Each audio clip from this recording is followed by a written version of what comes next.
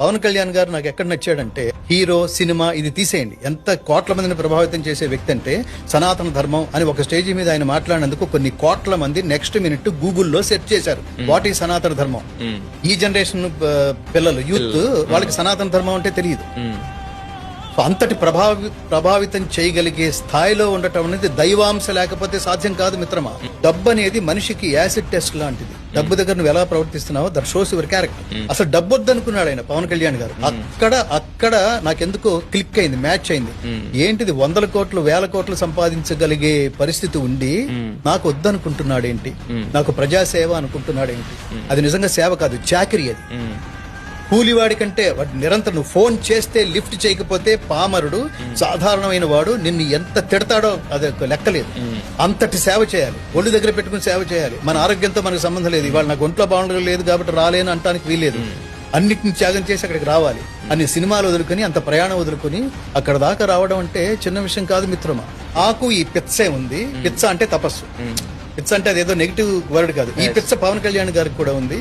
So అందుకని పవన్ కళ్యాణ్ గారికి నేను కనెక్ట్ కావడం జరిగింది.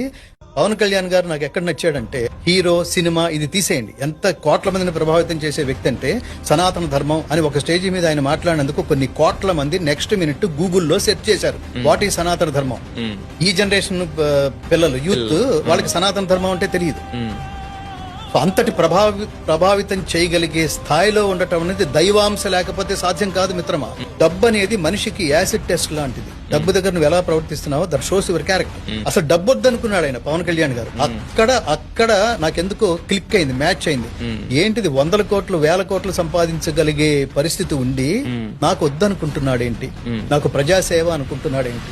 అది నిజంగా సేవ కాదు, చాకరీ. అది కూలివాడి కంటే నిరంతరం నువ్వు ఫోన్ చేస్తే లిఫ్ట్ చేయకపోతే పామరుడు సాధారణమైన వాడు నిన్ను ఎంత తిడతాడో అది లెక్కలేదు.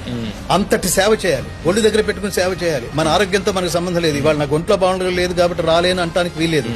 అన్నిటిని త్యాగం చేసి అక్కడికి రావాలి. అన్ని సినిమాలు వదులుకొని అంత ప్రయాణం వదులుకొని అక్కడ దాకా రావడం అంటే చిన్న విషయం కాదు మిత్రమా. ఆకు ఈ పిచ్చే ఉంది, పిచ్చ అంటే తపస్సు. పిచ్చ అంటే అదేదో నెగిటివ్ వర్డ్ కాదు. ఈ పిచ్చ పవన్ కళ్యాణ్ గారికి కూడా ఉంది.